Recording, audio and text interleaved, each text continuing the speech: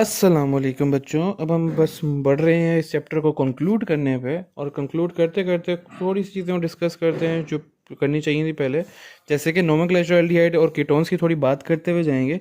तो अगर पहली बात तुम्हें पता है कॉमन नेम्स होते हैं, आईयूपैक नेम्स होते हैं। कॉमन नेम्स वो सिंपलर होते हैं, जबकि आईयूपैक नेम हमें प्रॉपर्ली गिवन देने पड़ते हैं, सारी चीज़ें सारे रूल्स अप्लाई करके। तो कॉमन नेम की बात करें एल्डिहाइड्स की, तो वो सिर्फ ऑब्टेन्ड हो जाते हैं कार्बोक्सिलिक एसिड के नेम से।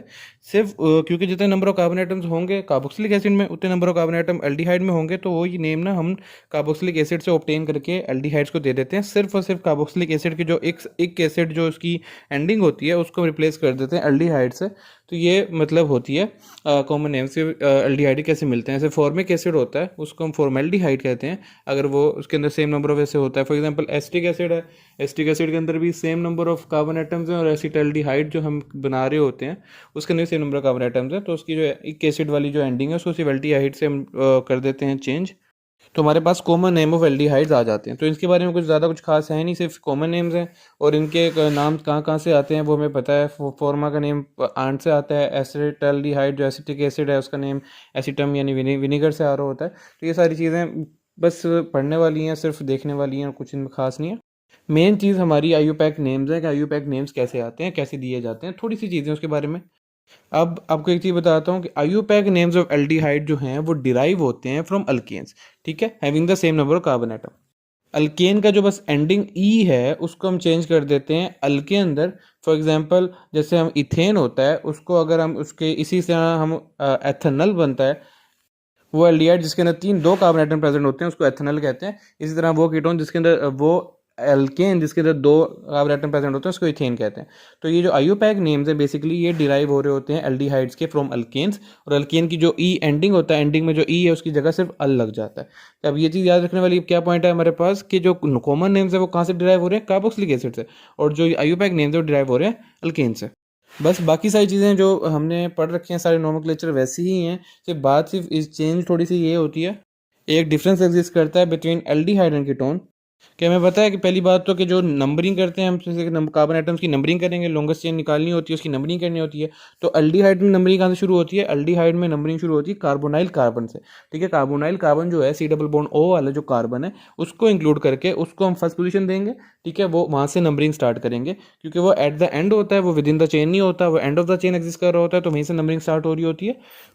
तो ऐसे ही हम सारे के सारे एल्डिहाइड्स को उनका नेम दे सकते हैं विद देयर सब्स्टिट्यूएंट, कोई भी सब्स्टिट्यूएंट अटैच हो डिपेंडिंग अपॉन द पोजीशन। हमने कार्बोनाइल कार्बन से उसकी नंबरिंग शुरू करनी है, फिर हमने देखना है कि कोई सब्स्टिट्यूएंट जो अटैच है वो कौन से कार्बन पर अटैच है, उसका फिर हमने नंबर मेंशन कर देना। इसी तरह 2 क्लोरोब्यूटेनॉल 3 क्लोरोब्यूटेनॉल, ये सारी की सारी चीज़ें आईयूपैक नेमिंग जैसे होती है, जो हम सारे रूल्स पढ़ चुके हैं पहले, वैसे ही हो जाएगी। बस यही एक बात थी जो उसमें जानने वाली थी। और एक और मज़े का फैक्ट ये है कि जो एरोमेटिक एल्डिहाइड्स होते हैं, ठीक है, एरोमेटिक एल्डिहाइड्स यानी जो आर जो ग्रुप है एल्डिहाइड्स का, आर ग्रुप, उसकी जगह एक बेंजीन रिंग या फिर कोई भी एरोमेटिक कंपाउंड प्रेजेंट है, उसको उन एरोमेटिक एल्डिहाइड्स को हम आईयूपैक नेम नहीं देते, उनको उनके कॉमन नेम से ही जाना जाता है। फॉर एग्जांपल आर जो है RCHO हमें पता है जनरल फार्मूला होता है एल्डिहाइड का। अगर वो आर एक फिनाइल ग्रुप है, C6H5 ग्रुप है, यानी बेंजीन रिंग है बेसिकली, तो उसको बेंजल्डिहाइड ही कहते हैं, जो उसका कॉमन नेम भी है, और उसको आईयूपैक नेम नहीं देते। तो जो एरोमेटिक एल्डिहाइड्स है उनका आईयूपैक नेम नहीं होता, ये एक फैक्ट है, इसको याद रखिएगा। जो कीटोन की तो ये जो नेमिंग है थोड़ी, वो थोड़ी सी इससे मतलब अल्डिहाइड की तो बहुत ही सिंपल है ना, उसमें तो कोई बात ही एग्जिस्ट नहीं की। कीटोन्स की थोड़ी सी इसमें एक हो जाती है कॉम्प्लिकेटेड। तो कीटोन्स के जो कॉमन नेम्स होते हैं वो ऑब्टेन हम बेसिकली कर रहे होते हैं, कॉमन नेम दिए जाते हैं कि हम जो भी मतलब अटैच्ड ग्रुप्स हैं, जो भी आर ग्रुप्स अटैच हैं, अल्काइल ग्रुप्स अटैच हैं, उनके नेम्स अलग अलग राइट करके और एंड में हम उसके लगा देते हैं एक कोई जैसे कीटोन लगा देते हैं। तो इसमें सिर्फ ये होगा कि जो अल्काइल ग्रुप्स अटैच हैं कार्बोनाइल कार्बन पे कीटोन्स के अंदर, उनका नाम हमने सेपरेटली लिखना है और साथ एंड में कीटोन वन लगा देना है, तो वो बन जाएगा कीटोन का नाम, कॉमन नाम। अगर सेम अल्काइल ग्रुप्स प्रेजेंट है तो हमने पढ़ के आए हैं ये रूल्स के प्रीफिक्स यूज होंगे, डाई प्रीफिक्स यूज होगा। अगर सेम नहीं प्रेजेंट, डिफरेंट प्रेजेंट है, तो उसको अल्फ़ाबेटिकली लिखा जाएगा। जैसे फॉर एग्जांपल सेम प्रेजेंट होते हैं alkyl groups in simplest ketone जो कि एसीटोन होता है, जिसका कॉमन नेम हम डाई मिथाइल कीटोन कह रहे होते हैं, जिसके अल्काइल ग्रुप्स मिथाइल हैं और उसके दो हैं तो डाई मिथाइल कीटोन।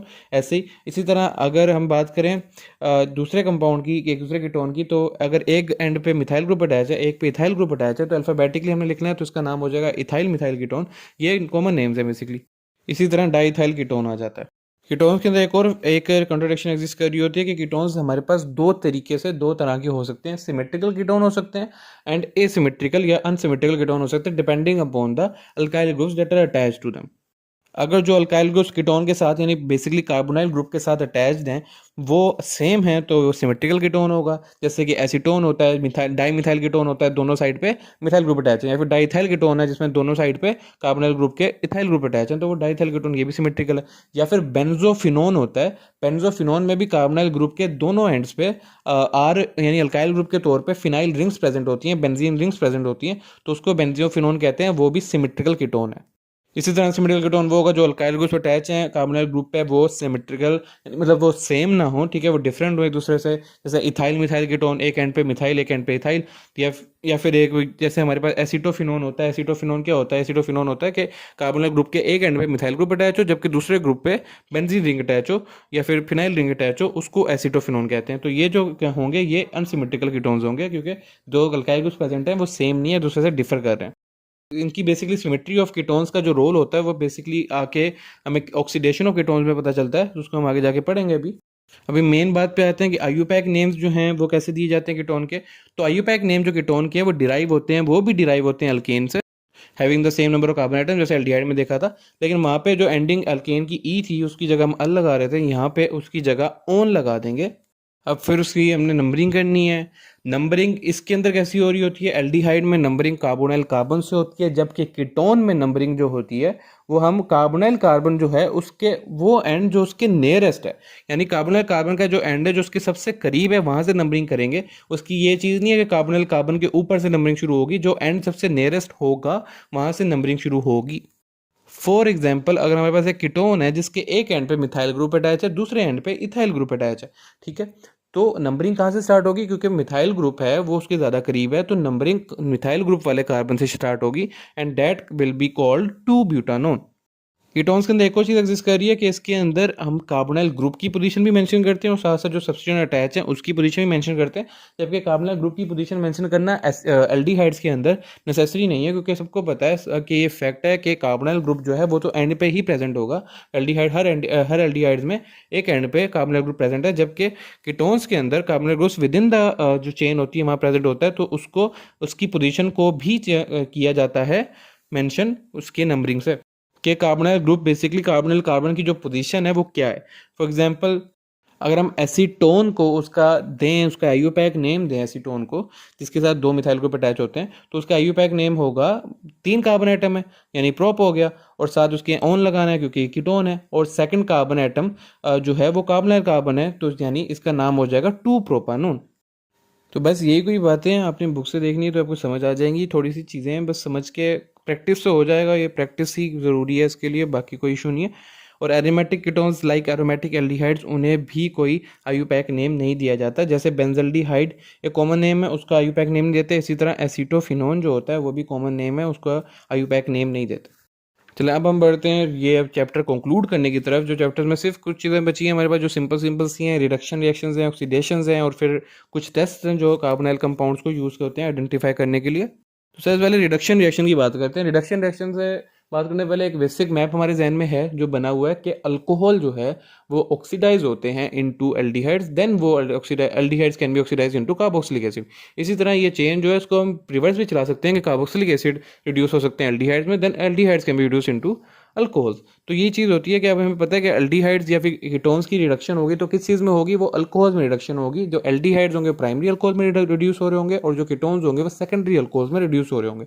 तो ये एक बेसिक मैप बन गया कि रिडक्शन रिएक्शन में बेसिकली होना क्या है। तो पहला जो रिडक्शन रिएक्शन है वो रिडक्शन हो सकती है सोडियम बोरोहाइड्राइड से, जो कि एक स्ट्रॉन्ग रिड्यूसिंग एजेंट है। तो एल्डिहाइड्स एंड कीटोन में पता रिड्यूस हो जाएंगे सोडियम बोरोहाइड्राइड NaBH4 से into primary alcohols and secondary alcohols respectively. तो ये रिएक्शन बेसिकली हो क्या रहा होता है? रिएक्शन होता है, ये वाला रिएक्शन होता है रिडक्शन ऑफ कार्बोनाइल कंपाउंड्स का जो रिएक्शन है ये 2 स्टेप में होता है। पहला स्टेप के अंदर जो सोडियम बोरोहाइड्राइड के साथ रिएक्शन कराया जाता है कार्बोनाइल कंपाउंड का अंडर एनहाइड्रस कंडीशन, यानी वो कंडीशन जहाँ पे वाटर प्रेजेंट नहीं है, विदाउट वाटर, यानी ड्राई कंडीशंस में ये रिएक्शन होता है। फर्स्ट स्टेप होता है बेसिकली सोडियम बोरोहाइड्राइड रिएक्ट करता है कार्बोनाइल कंपाउंड से अंडर एनहाइड्रस कंडीशन, और दूसरा स्टेप होता है बेसिकली हाइड्रोलिसिस, यानी एनहाइड्रस कंडीशन थी तो हम बाद में दूसरे स्टेप में उसको वाटर प्रोवाइड कर देते हैं, तो एज अ रिजल्ट क्या हो जाता है, एक अल्कोहल फॉर्मेशन हो जाती है, यानी रिडक्शन हो जाती है बेसिकली ये कार्बोनिल कंपाउंड्स की। इस रिएक्शन के अंदर जो हो रही है, इसके अंदर हमारे पास नेसेंट हाइड्रोजन इन्वॉल्व हो रही है। नेसेंट हाइड्रोजन एटॉमिक हाइड्रोजन होती है जो प्रोवाइड कर रहा होगा सोडियम बोरोहाइड्राइड, जो कि स्ट्रॉन्ग रिड्यूसिंग एजेंट है। तो इसके मैकेनिज्म से पहले हमसे बात कर लेते हैं कि इसके प्रोडक्ट्स क्या बनेंगे। हमें पता है मेथनॉल है वो कन्वर्ट हो जाएगा इनटू मेथनॉल, रिड्यूस हो जाएगा। इसी तरह एथेनॉल जो होगा ये भी प्राइमरी अल्कोहल है, तो ये भी एल्डिहाइड है, तो ये भी कन्वर्ट हो जाएगा इनटू प्राइमरी अल्कोहल एथेनॉल। और प्रोपानोन जो होगा जो कि कीटोन है वो कन्वर्ट हो जाएगा इनटू 2 प्रोपानोल जो कि सेकेंडरी अल्कोहल है। तो ये बेसिकली प्रोडक्ट्स हैं। रिडक्शन प्रोडक्ट्स क्या होंगे?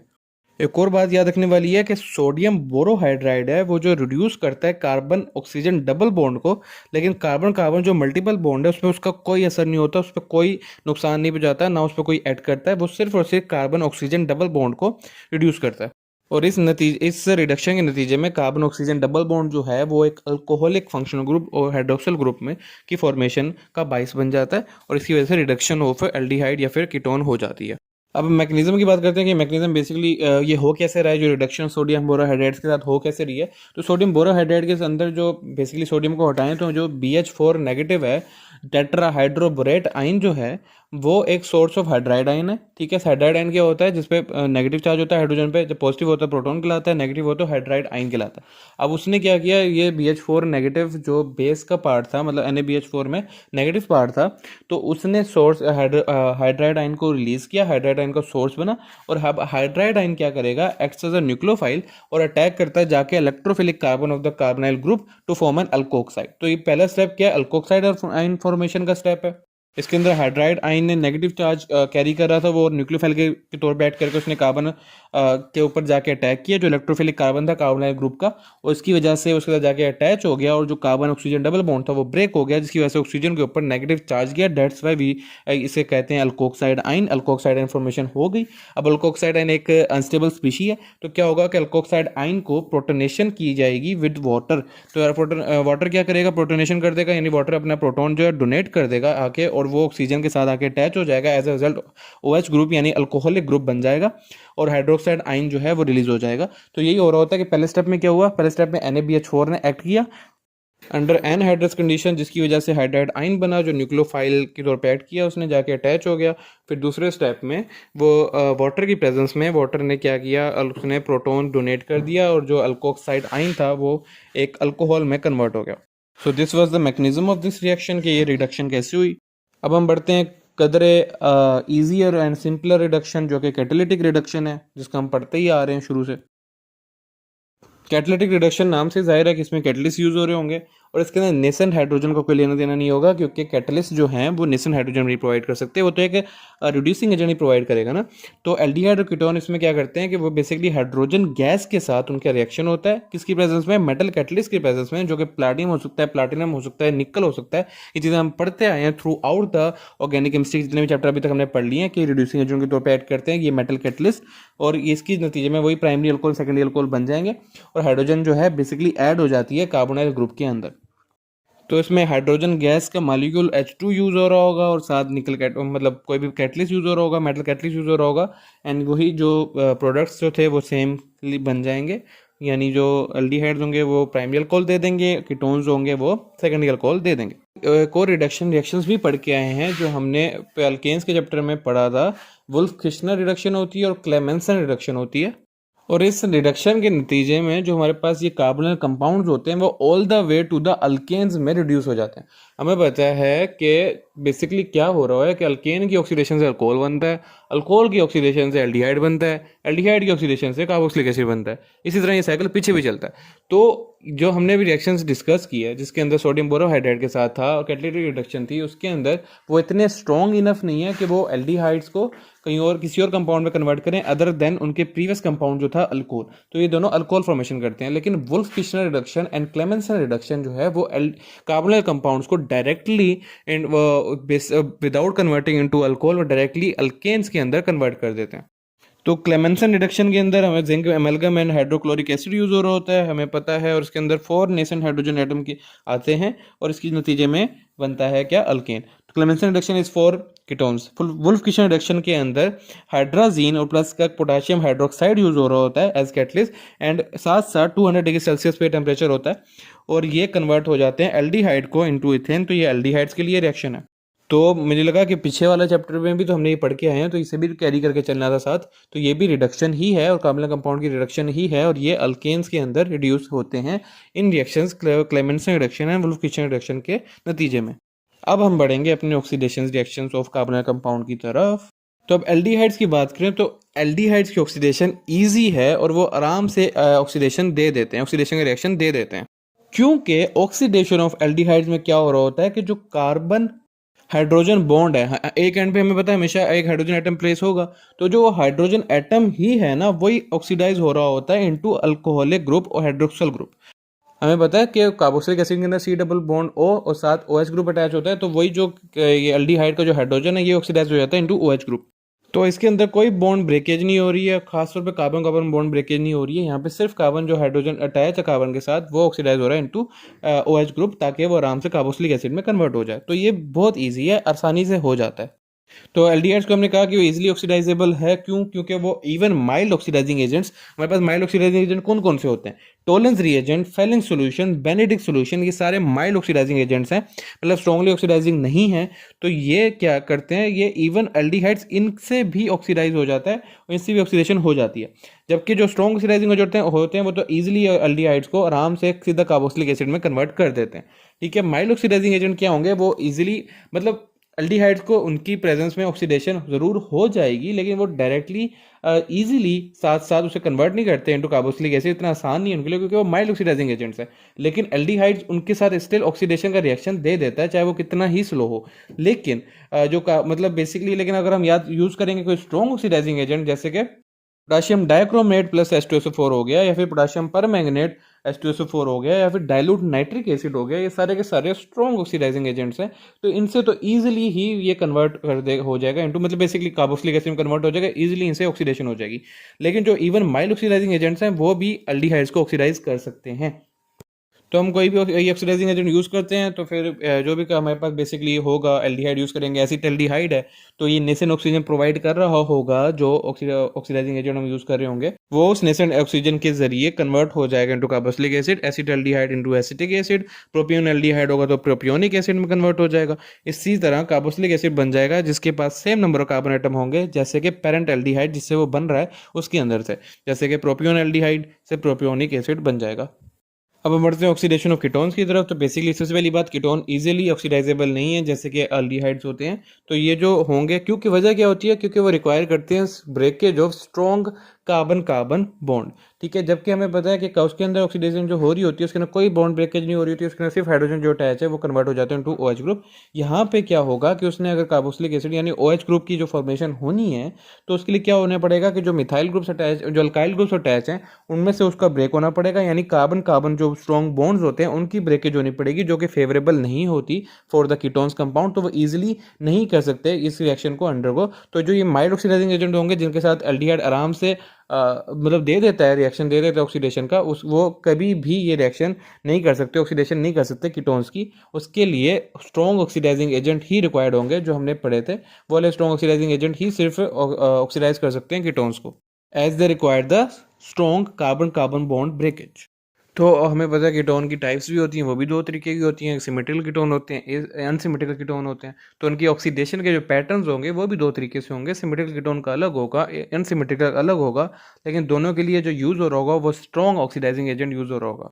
तो बेसिकली जो ऑक्सीडेशन होती है वो दो तरीके से होती है, इन कीटोन्स की दो मतलब डिफरेंट तरीके से होती है। In the case of symmetrical ketones क्या हो रहा होता है कि जो carbon atom adjacent to the carbonyl group है वो ऑक्सीडाइज होते हैं, वो अटैक होते हैं, सिर्फ उन पे अटैक होता है और सिर्फ उनका ऑक्सीडेशन होती है। यानी जो भी कार्बन एटम जो एडजेसेंट प्रेजेंट है कार्बोनाइल ग्रुप के, सिर्फ उस पे जाके अटैक होने वाला है उनके ऊपर अटैक होगा। और इससे एक और चीज़ पता चलती है हमें कि उन पे अटैक होगा तो उन पे बॉन्ड ब्रेक होगा, बॉन्ड ब्रेक होगा तो एक नहीं आएगा प्रोडक्ट, दो प्रोडक्ट आएंगे। तो product will be always a mixture of two carboxylic acid.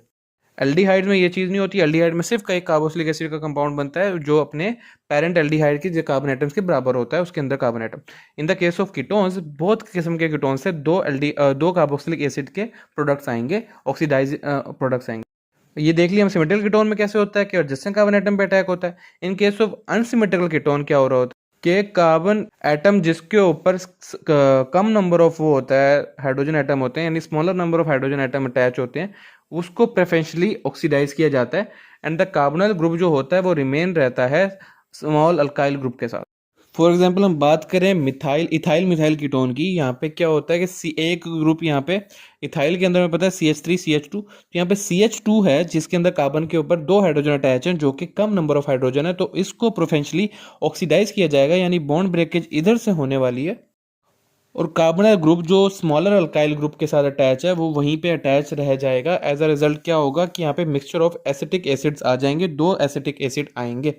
Symmetrical ketone में क्या हो रहा है दोबारा बताता हूँ मैं कि जो कार्बोनाइल ग्रुप के साथ जो अल्काइल ग्रुप अटैच है, साथ कार्बन एटम है, उस पर जाके अटैक होता है और जब उससे अटैक होगा बॉन्ड ब्रेक होगा तो उसमें से एक कार्बोनाइल ग्रुप के साथ एक अल्काइल ग्रुप यानी मिथाइल ग्रुप अटैच रह जाएगा, ठीक है, बाकी जो होगा वो अटैच नहीं रहेगा। तो यानी क्या होगा, एज अ रिजल्ट क्या होगा कि एसीटोन की अगर हम ऑक्सीडेशन कराएंगे तो जो मिक्सचर ऑफ कार्बोक्सिलिक एसिड हमें मिलेंगे उनमें एक एसिटिक एसिड होगा और दूसरा फॉर्मिक एसिड होगा।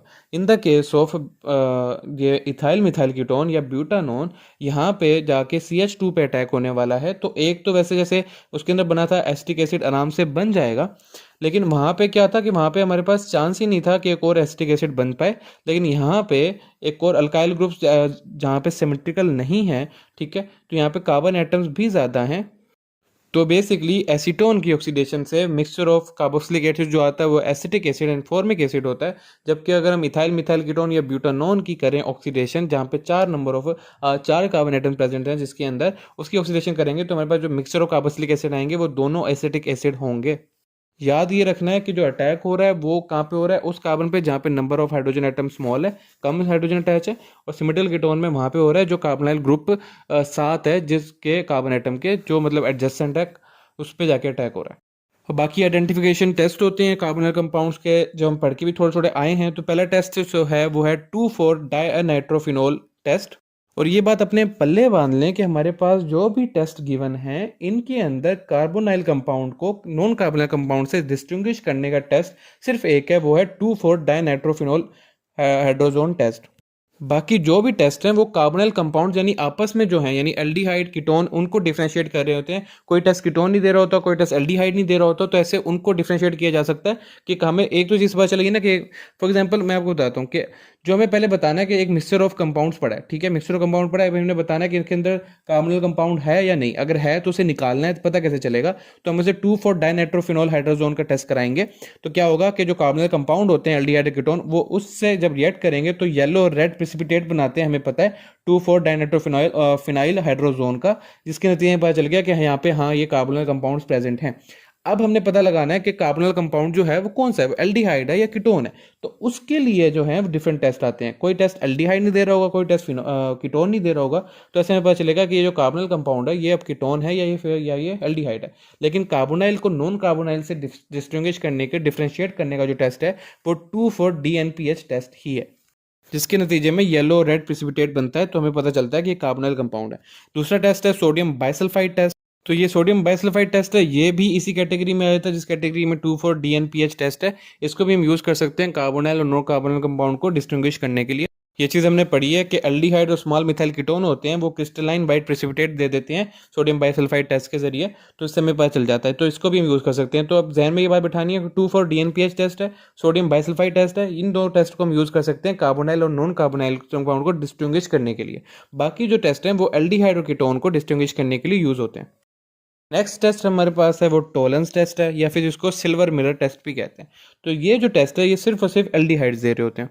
तो अगर एल्डिहाइड्स को हम ट्रीट करते हैं टोलेंस रिएजेंट के साथ, जो कि होता है अमोनियाकल सिल्वर नाइट्रेट सॉल्यूशन, बेसिकली अमोनियाकल जो होता है, अमोनियाकल सॉल्यूशन जो होता है वो NH4OH होता है और सिल्वर नाइट्रेट इज AgNO3।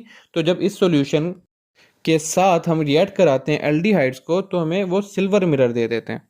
तो ये टेस्ट कराने के लिए सबसे पहले करना क्या है कि जो ये रिएजेंट है, बेसिकली टोरेंस रिएजेंट, अमोनिया का सिल्वर नाइट्रेट सॉल्यूशन, AgNO3 और NH4OH की इसका कम्बिनेशन होता है, इसका रिएक्शन होता है। इसकी रिएक्शन के नतीजे में एक कम्प्लेक्स कंपाउंड आता है AgNH3 ट्वाइस, और OH वाला कंपाउंड, ये कंपाउंड है बेसिकली जो मेन कंपाउंड है जो रिएक्ट करता है एल्डिहाइड से, और उनकी रिएक्शन के नतीजे में एक silver mirror, basically silver coating बन जाती है। यानी अगर इनका रिएक्शन होता है तो हम टेस्ट ट्यूब में अगर डालें, अगर चलो ये टोलेंस रिएजेंट है और साथ एल्डिहाइडिक सॉल्यूशन को हम टेस्ट ट्यूब में लेते हैं और उसको वार्म करते हैं, तो एज क्या होता है कि एक सिल्वर कोटिंग जो उस टेस्ट ट्यूब के अंदर आ जाती है, सिल्वर कलर के जो कोट लग जाती है उस टेस्ट ट्यूब के अंदर, तो हमें पता चल जाता है कि उसने सिल्वर मिरर टेस्ट दे दिया। उसको सिल्वर मिरर कहते भी ऐसे हैं कि जब उस कोट को देखते हैं तो वो कोट इंतहाई शाइनी होती है, इतनी शाइनी होती है कि हम उसमें अपना चेहरे को रिफ्लेक्शन दे सकते हैं, तो उसको सिल्वर मिरर कहा जाता है। तो बेसिकली तो ये as a result silver mirror form कर देता है विद एल्डिहाइड्स। कीटोन्स ये जो हैं ये रिएक्शन नहीं देते। तो इसका मतलब क्या हुआ कि कीटोन और एल्डिहाइड यानी कार्बोनिल कंपाउंड वाला हमने टेस्ट ट्यूब ले ली, ठीक है। अब इसे हमें ये पता है कि इसके अंदर कार्बोनिल कंपाउंड्स हैं, हमें ये नहीं पता कि एल्डिहाइड है कीटोन है, कितना एल्डिहाइड है कितना कीटोन है। तो हमने इसमें डाल दिया टोलेंस रिएजेंट, डाला तो एल्डिहाइड ने उसे रिएक्ट किया, सिल्वर मिरर फॉर्म कर दिया। बाकी जो कंपाउंड बचा था वो यानी उसने रिएक्ट नहीं किया, यानी वो कीटोन है, तो हमें पता चल गया कि ये इतना एल्डिहाइड था इतना कीटोन है, तो उसे हमने डिस्टिंग्विश कर लिया। तो ये बेसिकली मकसद होता है टेस्ट का। अब यहाँ पे हमारे पास मेंशन है और दो टेस्ट, फेलिंग सॉल्यूशन टेस्ट और बेनेडिक्ट सॉल्यूशन टेस्ट, जो इंतहाई मशहूर ज़माना या बदनाम ज़माना कह लो, जो मर्जी कह लो। मुझे तो इतनी तप चढ़ती थी इन टेस्टों से, मतलब अलग अलग हेडिंग्स बना दी हैं ज़बरदस्ती की, कुछ है नहीं, मतलब बिल्कुल सेम चीज़ें हैं और एक अलग अलग हेडिंग बना के बस पागल बना रखा है बच्चों को।